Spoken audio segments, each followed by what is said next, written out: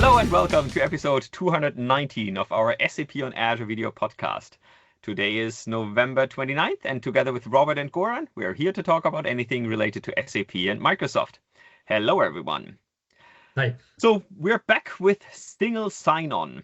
In a previous episode, we already talked about using MFA, multi-factor authentication, with the SAP GUI, leveraging the SAP Secure Login Service. Today, we look again at providing a secure access from your SAP GUI to your SAP backend system. And we are really happy to have Martin Raepple, back with us again. Martin, welcome back to our show.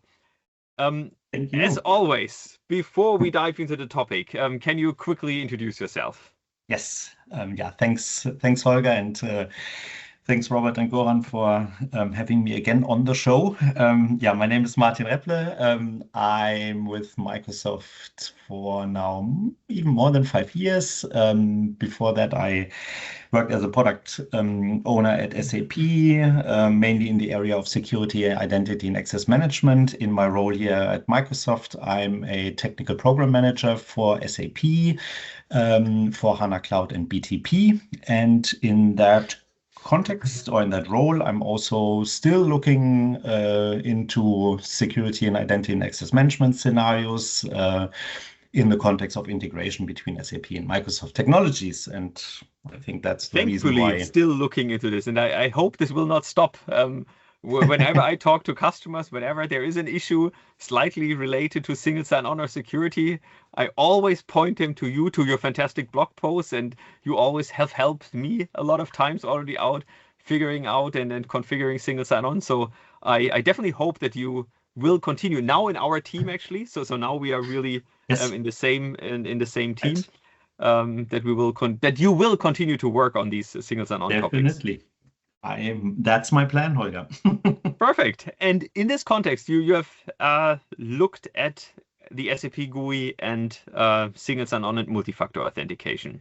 Yes, that's true. And I also want to share, as always on your show, I want to also show a live demo of the scenario. But before that, I thought it makes sense maybe to give you a quick recap of what we did in episode 183 and how that all relates to what I'm going to show you today. And for that, let me share my screen. And I hope you can see it. It's coming up. Yes, perfect. We can see it. All right. So let me go into presentation mode. I think I just need to swap. Okay, so I hope you can now see my slides in full screen. Okay, so as I said, let me quickly recap what we demonstrated in episode 183. And by the way, wow, it's really amazing how many podcasts you have already created. And it's what are we today? 200? What is it? 19? 219, I think. Yeah, I think. I looked. Yeah, wow, amazing. Really it's great growing work, and growing. Yes. Yeah, really great work.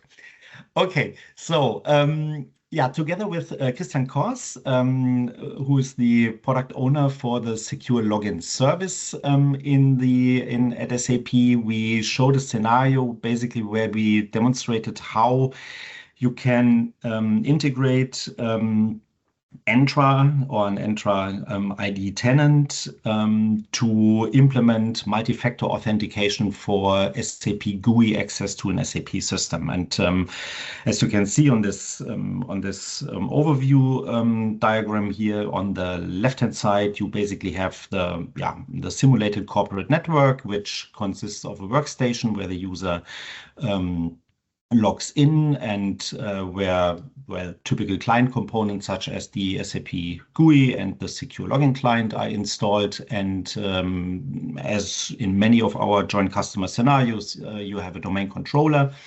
that has the Microsoft Entra Cloud Provisioning Agent installed that synchronizes users and passwords from the Active Domain Controller to your Entra ID tenant to get single sign-on enabled for, or seamless single sign-on enabled for users authenticating against the Entra ID tenant.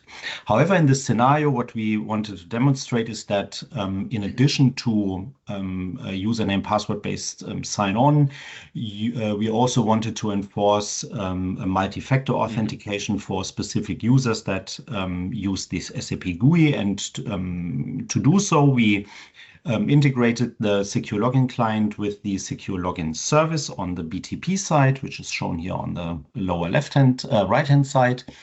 And we configured the identity authentication service tenant that was connected to the Secure Login Service in a way that it makes use of the so-called corporate identity provider settings in identity authentication service, which basically then acts, so the IAS tenant then acts as a SAML proxy that forwards seamlessly or without the user notifying it actually the authentication request from the Secure Login Service to an Entra ID tenant. And from there, we were able to configure for example, conditional access policies that enforce multi-factor authentication for that user. So the end user's experience was basically the user launches SAP GUI, the Secure Login client requests a short-lived X509 certificate that the Secure Login service generates. Before it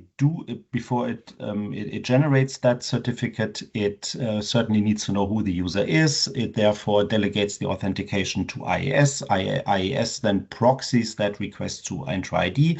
Entra ID was configured as with conditional access policies to multi-factor or to prompt the user with a multi-factor challenge. The user makes use of the Authenticator app, confirms the prompt, and then the Secure Login Service issues a short-lived client certificate that is used to establish finally a secure network communication and SNC connection to the backend system, where we certainly need a mapping to the user's name mentioned in that client certificate. So the SNC mapping in the backend system has to be maintained.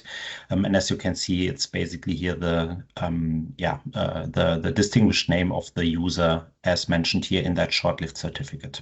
Okay, so far so good. Yep. If you want to see that again, just switch to episode Watch the video again. 183. Now, today, we basically show the same scenario. So again, from an end user's perspective, nothing changes. So we will also, from an end user perspective, launch SAP GUI. And we will also want to achieve that the user gets prompted for a multi-factor authentication using his Authenticator app to confirm that and then get logged in. However, this time, as you can see, the right-hand side of that picture has changed. So we no longer see the, I was a little bit too fast here. So we no longer see the SAP Business Technology Platform and the Secure Login Service here. That is now in this approach or in this solution architecture replaced by a relatively new service introduced by Microsoft it went GA this year in summer, the Global Secure Access service, which comprises the Entra Internet Access and Entra Private Access services. And I will talk about those two components in a minute. In this scenario, we make use of the Entra Private Access that basically allows us to also implement a multi-factor authentication using Entra ID.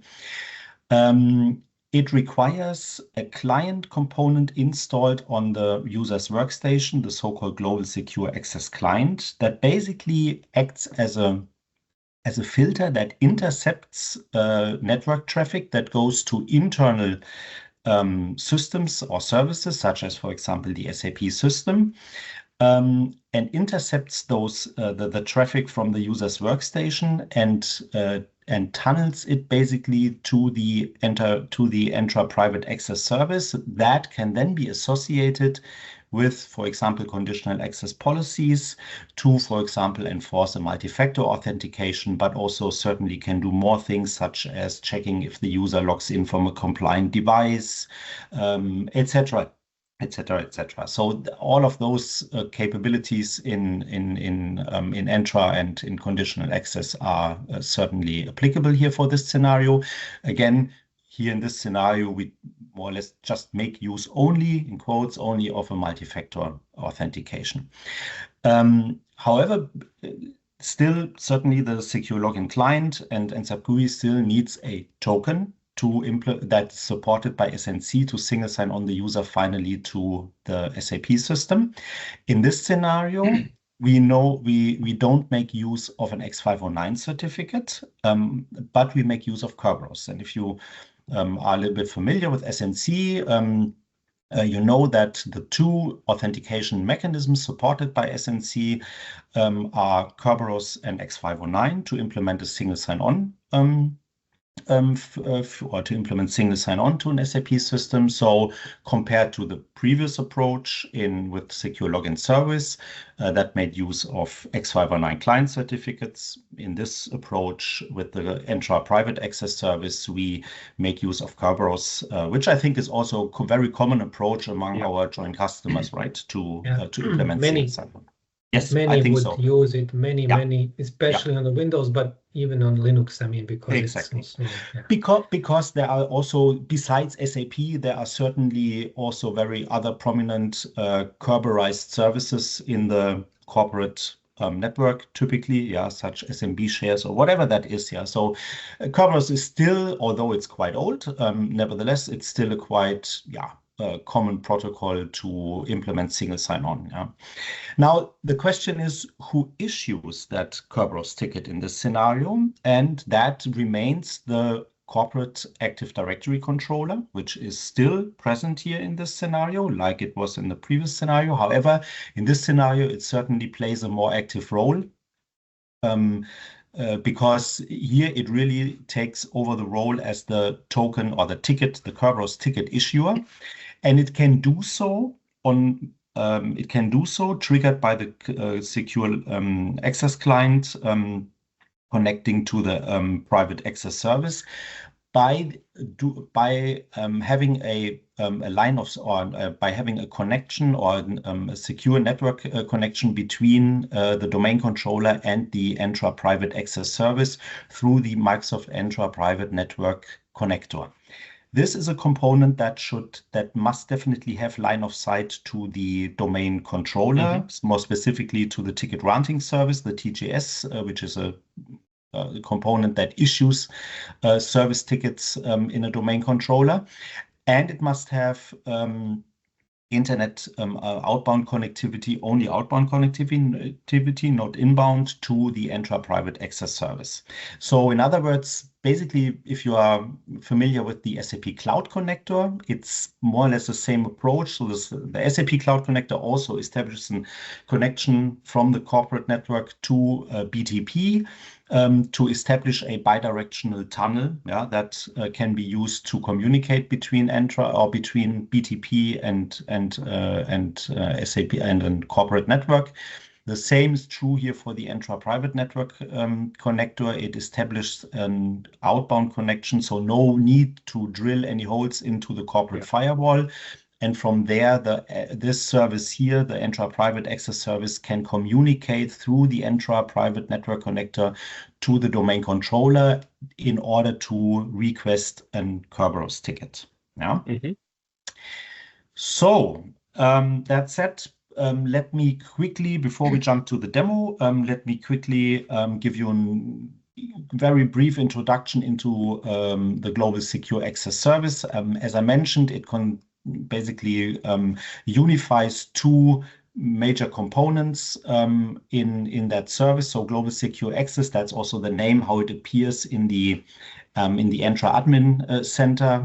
So you basically then see it as in the navigation menu under this name, but underneath you basically have the capabilities unified under this navigation item to either implement or to implement secure internet access. So basically make use of Entra ID and all the security controls in, for example, in conditional access to secure access to internet and SaaS applications. Basically with an identity-centric secure web gateway in SWG. In our scenario, we implement we focus mainly on the second portion of the global secure access service, which is the Entra Private Access Service that implements an identity-centric zero trust network access strategy that, as I just showed in the previous slide, allows you to secure access to internal resources, internal applications, no matter if those are web applications or as an example, in the case of SAP, with SAP GUI, a non-web-based access that allows you to vary on a really fine granular level, and we take a look at that level of detail in the demo, allow you to implement access to those services. And why do we call at Microsoft this a zero trust network access strategy? If you compare that approach to, let's say, established approaches such as, for example, virtual private networks, so those are still probably one of the most common approaches to implement remote access to internal resources. So if you are on the road and you want to connect to your corporate network, typically you have a VPN client on your desktop or on your laptop, and then you establish a secure tunnel to your corporate network. However, that tunnel typically allows you to then access the full scope or the full all resources in your corporate network. So there is typically no differentiation made between specific services on a specific server, but you basically then have a tunnel to your corporate network, and from there you can work as if you were connected directly physically to your corporate network. Entra Private Access takes a different approach here. It is based on a more fine granular configuration of this access, and I will show you in a minute how that looks like specifically for that SAP access scenario. Here are a few of the key features of that Entra Private Access Service. As I said, it basically allows you to implement secure access to web and also non-web based applications in your corporate network by basically allowing access to all possible TCP or UDP ports that, for example, maybe access to a secure shell or via secure shell or SMB, FTP, or as in our example, even proprietary protocols such as SNC, right? And actually, by doing so, you can, even with, let's say, legacy or apps that might not be able to support modern authentication protocols and modern authentication methods such as MFA, this example exactly shows how you can use Entra Private Access to modernize the SAP GUI access to SAP using Entra ID and conditional access, right? Yeah, and I think that's actually really powerful, because in a lot of cases where you have proprietary old interactions that cannot benefit from multi-factor authentication, but you still want to add additional security, this is a perfect vehicle to do just that. Exactly. Yeah.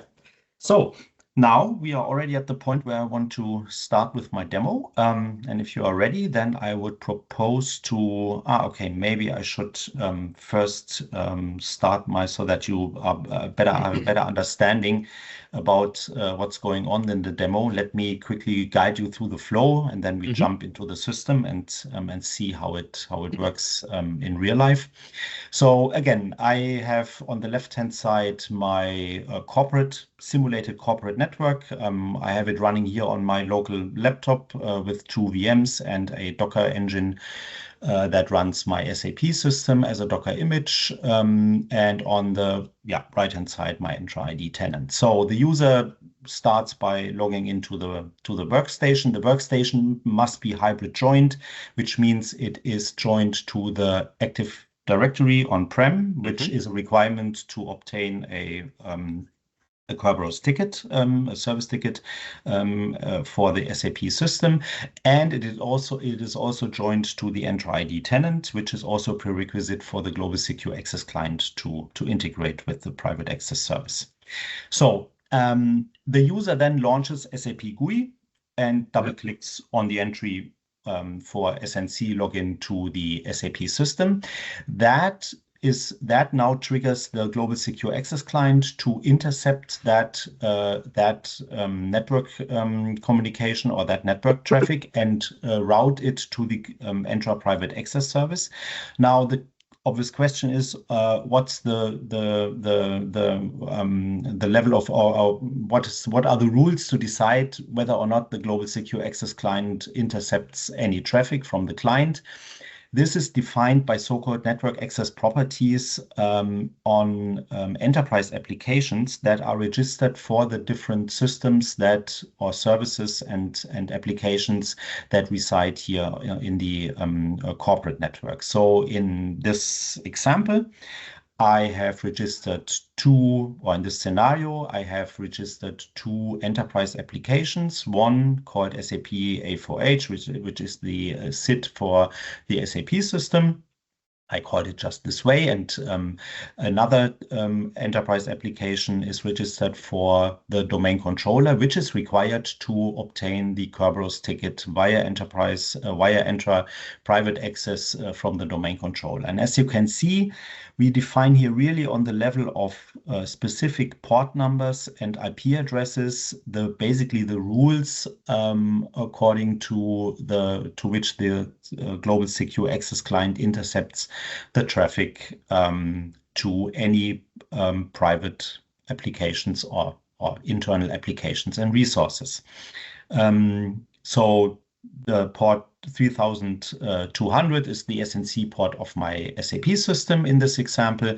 The port numbers here, 88 and 389, are the port numbers that are required to intercept any Kerberos traffic to the domain controller, because we want definitely the enterprise or the client obtain the ticket, but only under certain conditions. And those conditions are defined in the conditional access policy that is associated with this SAP A4H enterprise application that is defined as a target resource of one of my conditional access policies that defines whenever there's an access to that application, please require multi-factor authentication for this application. So this is exactly what happens. In the next step, the user will be prompted with a multi-factor challenge. The user has to provide that multi-factor prompt or has to confirm in the Authenticator app. Upon successful multi-factor authentication, the Global Secure Access Client will use the established tunnel between the domain controller and the Entra Private Access through the Entra Private Network Connector to request a Kerberos ticket from the ticket granting service in the domain controller for the user as a target to that SAP system. And last but not least, then the Kerberos ticket reaches the workstation, and then the SAP GUI can use that Kerberos ticket to create a SNC connection and single sign on the user. Again, given that a SNC user mapping is maintained for that user in the backend system. Yes. But again, nothing changes. So from an SAP administrator perspective, you can basically continue. So nothing changes. You don't have to install a new crypto library for that scenario. You don't have to maintain any different mappings of your users. You can basically continue as you do today if you already have Kerberos without the multi-factor approach on the right-hand side here in place. So everything continues to work, no reconfiguration needed. You basically, with this approach, inject multi-factor in the scenario, but without the need to change anything on the right-hand side, besides installing those two components. The Global Secure Access Client must run on the user's workstation, and the Entra Private Network Connector on the domain controller, or on a system that sits in line of sight to the active domain controller. Okay, so let's start with taking a look at the configuration and then run through it. So let's take a first look at the user's workstation. Next, quick look at the Entra tenant, and two places, one at the configuration of the Entra Private Access Service with those network access properties quickly, and then also a quick look at the conditional access policy.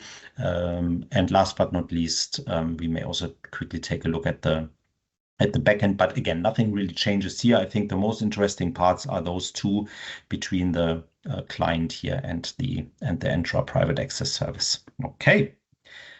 So let's get started with the demo. I've installed or I'm running Wireshark on the domain controller to observe any traffic that goes to the domain controller. We basically want to check if the Kerberos ticket will be requested by the Private Secure Access Service in that scenario. I'm now on my workstation, and I have also started here a diagnostic function in the Global Secure Access Client that allows us also to observe traffic on the client. As you can also see, the Global Secure Access Client shows me all of the ports and protocols that are intercepted by the client. And we will also do a quick check if there are no Kerberos tickets issued yet for the SAP system. So now by using SNC to single sign on to the backend system, we have to first authenticate against the private secure access service by entering our corporate credential, and second, based on the conditional access policies defined for this scenario, we are now prompted by the conditional access policy for a second factor, and after providing that, we are single signed on to the SAP system using our mapping in the backend for that for that user. Now, in the recording of the traffic on the domain controller, you also see that there has been Kerberos communication happening, namely the Kerberos ticket granting ticket, which is the starting point to request additional service tickets from the domain controller, and one of them is now in this scenario the ticket for the SAP backend system. So with that, the scenario basically more or less looks the same as it does for the Secure Login Service scenario and setup. And as you can see on the client workstation, we have also stored the Kerberos ticket successfully. And also the client here shows us the traffic that has been sent through the client to the Global Secure Access Service.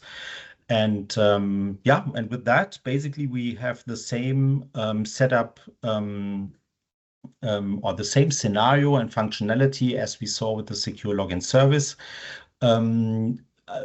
using a slightly different approach, not using Secure Login Service in BTP, but using private access as part of Global Secure Access in Entra.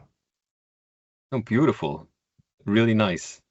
And I think it's a really cool story for customers that maybe are already using Global Secure Access to have a single sign-on, two-factor authentication with their SAP GUI. I actually just recently had a discussion with one of our customers who was really looking for exactly this scenario. So perfect fit, perfect timing. And I think this will definitely be something that a lot of customers will use to improve the security accessing their SAP systems. I think so too, yeah. It's I think we just have to consider this being an alternative approach, yeah. And Sure, yeah. I think it's always good to have the choice, yeah.